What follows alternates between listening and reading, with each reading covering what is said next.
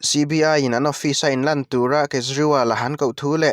Kejriwal an kalnge ya tum thu a soite video masa kan soi lang zuai to a ti chuan vo in April ni som paruk chol ni hi CBI in an office kal tura han ti hun na lo ni a Chief Minister Bangla Tranga chu ma a Arvind Kejriwal thu soi toite tuna lo ngai thla ila CBI min ko na angin tuna hian an office ka kaldona an mizo na te diktakin ka changang ti sual le dan bo chiat ka nei lo meo wangin engma zep tur ka nei lo heng ho hi mithil ti thei ta kan ni awangin an mi du zong zong zelan khung theya thil sual ti le ti lo po an du an khung thei Kejriwal man na ni don ti in nimin lama tangin an politician ho an awa CBI ne na order te po an pesa diam po ani mai thei BJP in order an pe ani ngat chuan CBI hian chu order zom mai lo chu ti tur dang an nei lowang thu nei na nei tu an ni awanga BJP te chapo na hi anasa hle a mi tu ma hi enga ma an ngai lova an mi du zong zong an vo bet mi mai ani he kan ram hi ka mangai em a kanun na le ka engkim po ka hlan phal kumsom kalta khan politics sa kaluta he kan ram le kan nam hi anu fual big chan te kan mi te han re thei chan le khathiam lo le na nei lo kan tam chan te ka ngai to in ka in zot fo thin ti chuan chung ka zo na te chu voina hian a chan na ka seta a chan na chu kan politician ten mi pui te min eng to lo wang ani ni leng zan khua in politics bol hlo an khela tunge kan man le anga voin hian tunge kan ti buai le ang ti vel ringot an ngai tua tuna keipo zela kan khungang che ti in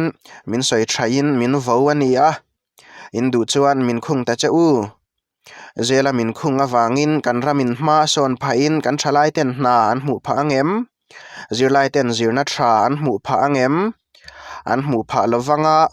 ma se in chapo na tui hal na ero chokin awam nge yang kumriat chungin Delhi Sarkar School zong ka siam tha a kumsam thum chungin Gujarata School pakhat te mai siam tha velo in Thandona Gujarata School chunga thalak iduin thalak puitlak school pakhat mai mu lo awangin classroom lem siam chunga thla ila ka ngai kumriat chungin Delhi ya mohala clinic le hospital tam tak sa in mi puite hne na thlona in enkol na le in enkol na tha kan chhop chuaka kumsom panga chungin Madhya Pradesh sa itive theilo kumriat chungin Delhi ya electric thim thin kan ti topin mi puite hne na thlonin darkar somni pali chung eng chittur kan pe a kumsom thum chungin enga tinge Gujarata itive theilo ram le nam mi mangai lo wang le ngai poimo lo wang chawa heng thil te hi ti ve theilo ini ram le mi puite ta na engma tho tum si lovin sarkar na ero chanchun zom zel lo ihlau le MMC India hi khovela ram sang te zinga number 1 ni thei ani lain nangang politician ram mangai na nei lo te hian number 1 ni thei lovin indang beta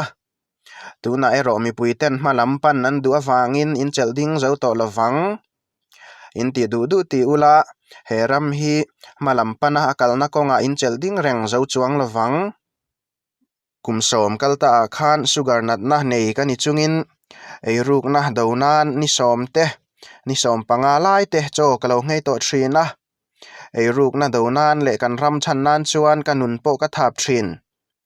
tuna Kejriwal hi ruk ru le ruk ching ani ti a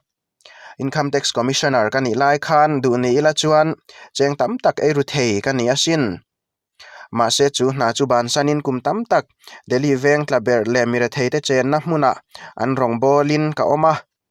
khang lai khan politics sa kalutin Chief Minister hial kalani ang ti be se na le suang tu ana po ka nei ngai lova jugi kha ka chen na in ani mai thin tuna hian pu Prime Minister Kejriwal hi ei ruk ching le ruk ru ani chuan he khovela midik le rin om tu ma an om lowang ti ka hril a che Kejriwal hi ramtan anunga ramtan athibokang CBI le ED hi voiza min ko tirla an ma voiza ka in lanang keile mi puite hi engemaw chen chu min ti buain min ti hreom thei nge ya mase kan ram ma son na hi ichel din reng thei ani lawang India hi khovela number 1 alani nge yang Jai Hind chu thu a soi hnu a CBI office pan tura ha in atanga chuain akota chanchin bumi ten nan lo chang le a chuta thu soi toy te chu lo ngai thlak chhun zom le ila voinan office in lan tur hian CBI in min ko kha ni a chu an mi ko na ang chuan tuna hian an office lam ka pan do na an mi zo du min zo apia nga dik takin chan na ka pe ang India hi ram ro pui takani a kumsam sari panga zet ram zalen ani hnu in India capital a sarkar pakhat ram mi pui teril ru a beiseina thar tu sarkar alo pianga ti chuan kumsam sari panga chung a voi khat nan India khopuya sarkar school thatak tak din ni in nopangin zirna tha handong tana kongte siam that ni in mire theiten hrisel na konga enkol na tha andonga mi puite na thlona electric supply dongin electric thim thin te po ti to pani a kumsam sari panga chunga ram chung mundanga tu te ma in an lo la mu ngai lo mason na thatak tak Delhi a thlen na wangin Delhi ma son thei chuan ram pum po hian a son ve thei turani ti beiseina ram mi puiten an lo nei pha ta a India hi khovel ram sang te zinga number 1 kan ni thei ani ti beiseina ram puma kai tho in a om chuti rualin ram mel ma ram ma son na du lo tu ten kan ramin ma son thei lo na na kumsam sari panga chung zet an lo man thin an chakna som khomin tuna hian an thei to pan chu ave meka heng mi te hian school tha sak te han du lova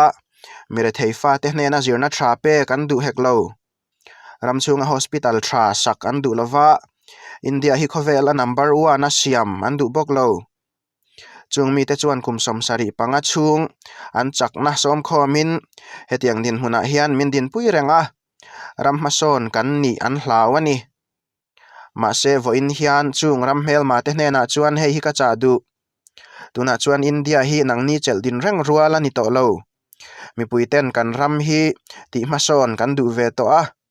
chu wangin engtiang po in min bein min chhai buaya min ti bahla tum ma ula India hi in chel din reng rual ani lova malam panin nakal zelang Jai Hind tin chumi hnuwa Kejriwal le ahote hi CBI office panin hankal zuya Delhi police in CBI office bula pun khom an phallo wangin CBI in Kejriwal thu an zo lai hian Aam Aadmi Party leader ho hi CBI office atanga hladeva buaina siam lovin an thu a ma set lai lam malo ni in heng Aam Aadmi Party leader Rajya Sabha MP Delhi cabinet minister MLA le party mi poimo tak tak pung khom hi Delhi police in manin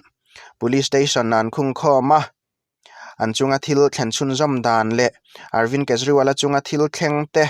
kan thlir chun zom zelanga tunatan bi ke ro chuan heti chin hinile report se next video en mu le theu kan tum don nia chumi ma chu mang tha le ri vek phot ule